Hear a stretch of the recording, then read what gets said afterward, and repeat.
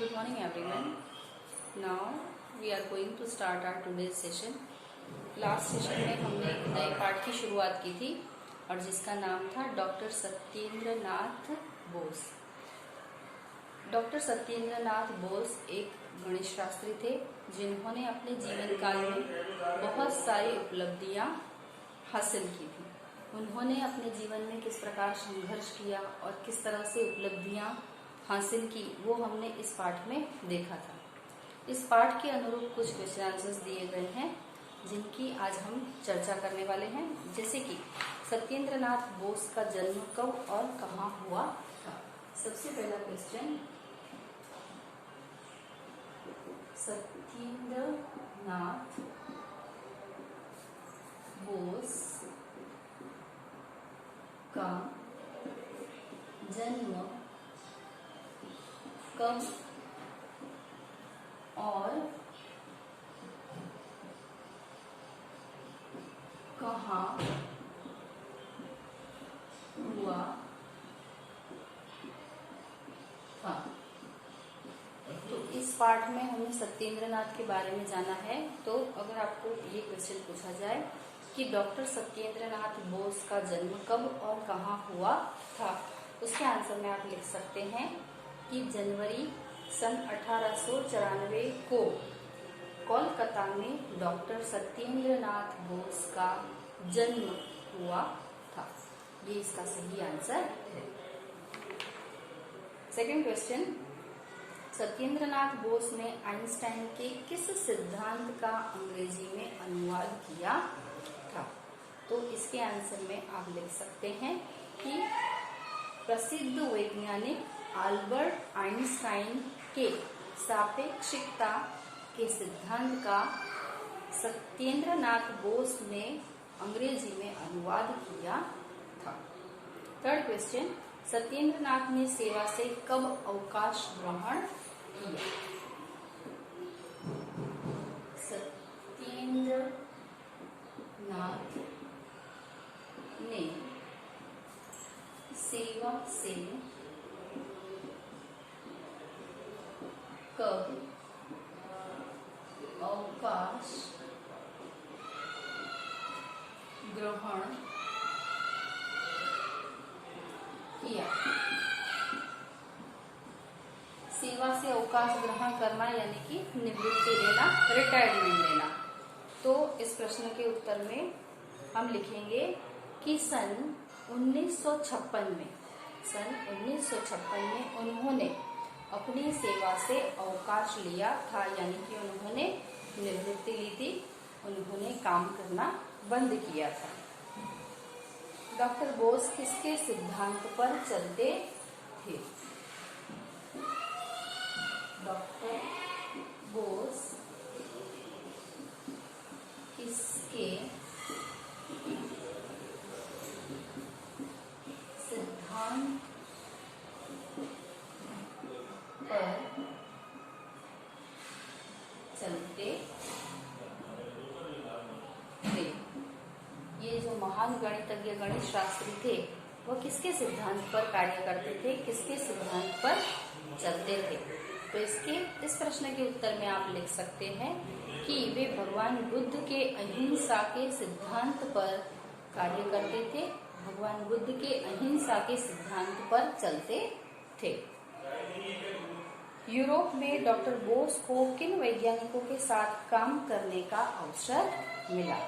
अगर आपसे प्रश्न पूछा जाए कि इनको सत्येंद्र नाथ बोस को यूरोप में किन वैज्ञानिकों के साथ काम करने का अवसर मिला, तो इसके आंसर में आप लिख सकते हैं कि वहां पर यूरोप में उन्हें मैडम क्यूरी व डी ब्रोगली के साथ, ये दोनों साइंटिस्ट वैज्ञानिक के नाम हैं, मैडम क्यूरी व डी ब्रोगली के साथ काम करने का अवसर मिला था।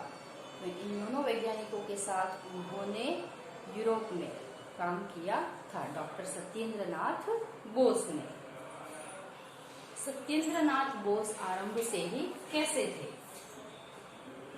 डॉक्टर सत्येंद्र नाथ बोस आरंभ से ही कैसे थे। ठीक है, डॉक्टर सत्येंद्र नाथ आरंभ से ही, शुरुआत से ही कैसे थे। तो डॉक्टर सत्येंद्र नाथ बोस आरंभ से ही तीव्र बुद्धिमान थे। इस प्रश्न के उत्तर में आप ये लिख सकते हैं कि वे आरंभ से ही तीव्र बुद्धिमान थे। इसके बाद कुछ और क्वेश्चंस हैं, जैसे कि कोलकाता विश्वविद्यालय के प्राध्यापक बनने के बाद डॉक्टर बोस ने क्या किया। तो जब वे सन 1917 में, ठीक है, सन 1917 में कोलकाता विश्वविद्यालय में गणित एवं भौतिक विज्ञान विभाग, गणित एवं भौतिक विज्ञान विभाग के अध्यापक बने। उस समय उन्होंने अपना अध्ययन कार्य था उसको शुरू रखा। उन्होंने अपने अध्ययन कार्य को रुकने नहीं दिया। यानी कि सन 1917 में कोलकाता विश्वविद्यालय में गणित एवं भौतिक विभाग के शुभारंभ पर वे प्राध्यापक नियुक्त कर दिए गए। उन्हें वहां पर प्राध्यापक बनाया गया। उन्होंने भौतिकी तथा गणित दोनों का ही अध्ययन किया। भौतिकी एवं गणित, इन दोनों विषयों का उन्होंने वहां पर अध्ययन किया। अध्ययन कार्य के साथ उनका अनुसंधान कार्य भी चलता रहा। वे जिस अनुसंधान कार्य में जुड़े हुए थे वे भी उन्होंने चालू रखा था।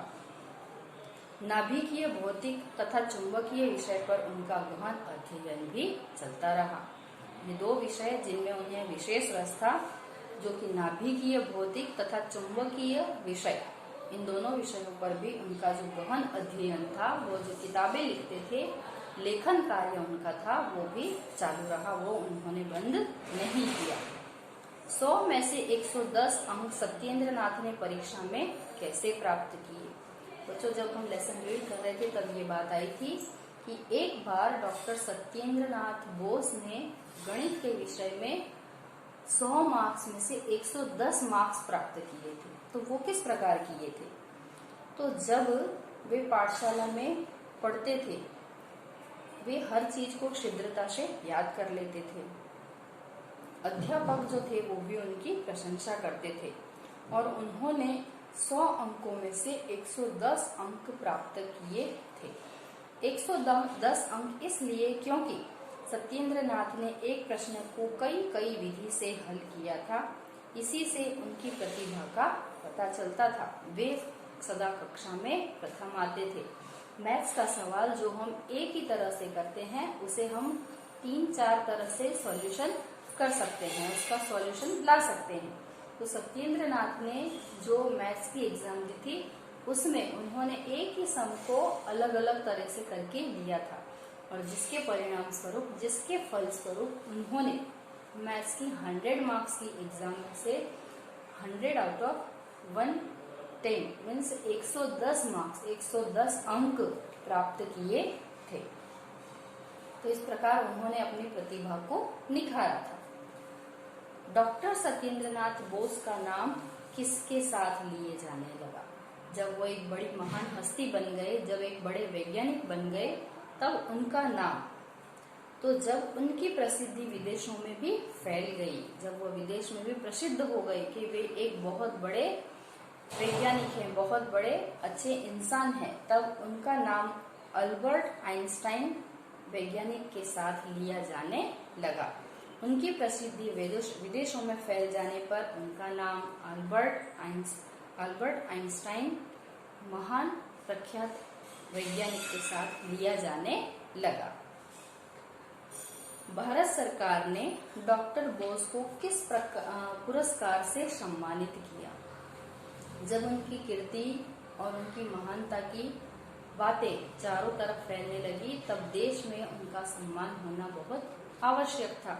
तो उसी समय पर सबसे पहले तो सन 1958 में उन्हें रॉयल सोसाइटी लंदन ने फेलो चुना और 1959 में उन्हें राष्ट्रीय शिक्षक के नाम से सम्मानित किया गया। ठीक है, सबसे पहले तो उन्हें लंदन सोसाइटी में फेलो चुना गया और उसके बाद उन्हें राष्ट्रीय शिक्षक, ठीक है, राष्ट्रीय शिक्षक पूरे देश के एक शिक्षक के नाम से चुना गया। और उसके बाद भारत सरकार ने बोस की उपलब्धियों और कार्यों के लिए उन्होंने जो उपलब्धियां प्राप्त की थी, उन्होंने जो महान कार्य किए थे, उनके अनुरूप उन्हें पद्म विभूषण से भी सम्मानित किया गया था। पद्म विभूषण से सम्मानित किया जाना यानी कि बहुत छोटी बात नहीं, ये बहुत महत्वपूर्ण बात होती है। अगर हमें कोई बहुत अच्छी खासियत है, बहुत विशेष व्यक्ति है, तभी उसे पद्म विभूषण से सम्मानित किया जाता है। इसलिए डॉक्टर सत्येंद्र नाथ बोस को भारत सरकार ने उनकी उपलब्धियों के कारण पद्म विभूषण से सम्मानित किया। बोस की मृत्यु कब हो गई? अपने जीवन में इतना संघर्ष, इतनी उपलब्धियां प्राप्त करने के बाद एक दिन यानी कि 4 फरवरी सन 1974 में अचानक हृदय गति के रुक जाने से सत्येंद्र नाथ बोस का देहावसान हो गया। ये बात आपको याद रखनी होगी बच्चों कि अगर पूछा जाए कि डॉक्टर सत्येंद्र नाथ बोस का देहावसान यानी कि मृत्यु कब हुई थी, तो 4 फरवरी सन 1974 में हृदय गति के रुक जाने से उनका देहावसान हुआ था। हृदय गति का रुकना यानी कि अटैक होना, और इसकी वजह से उनका देहावसान हो गया था। तो इस प्रकार डॉक्टर सत्येंद्र नाथ बोस ने हमारे देश के लिए बहुत नाम किया है और बहुत सारी उपलब्धियां प्राप्त करके अपनी जो विशिष्ट छवि है उनको भी उभारा है। बच्चों, कुछ सेंटेंस दिए गए हैं, वो सही है या गलत है वो हमें बताना है। जैसे कि सत्येंद्र नाथ बोस के पिता रसायन विज्ञान को बहुत मानते थे। बच्चों, ये वाक्य बिल्कुल गलत है, क्योंकि डॉक्टर सत्येंद्र नाथ बोस के जो पिता थे वह ज्योतिष विद्या में मानते थे। सत्येंद्र नाथ बोस ने गणित की परीक्षा में 100 में से 110 अंक प्राप्त किए थे। तो ये बिल्कुल सही बात है जिसकी चर्चा हमने अभी की, क्योंकि उन्होंने एक सम को कई तरह से करने की कोशिश की थी और कई तरह से कर पाए थे, इसीलिए उन्होंने गणित की परीक्षा में 110 अंक प्राप्त किए थे। ये बिल्कुल सही वाक्य है। सत्येंद्र नाथ बोस ने गणित में बीएससी की डिग्री ली थी। तो ये भी बिल्कुल सही है कि डॉक्टर सत्येंद्र नाथ बोस ने गणित में बीएससी की डिग्री ली थी। सन 1990 में सत्येंद्र नाथ बोस पेरिस गए थे। ये सेंटेंस कुछ गलत है। जब वे पेरिस गए तब कौन सा सन था, तो सन 1954 1954 1954 में डॉक्टर सत्येंद्र नाथ पेरिस गए थे। तो जब पेरिस गए तब जो सन लिखी है 1990, ये गलत है। वे 1954 में पेरिस गए थे। डॉक्टर बोस बौद्ध धर्म के सिद्धांत को मानते थे। ये बात, वे भगवान बुद्ध के अहिंसा के धर्म को मानते थे।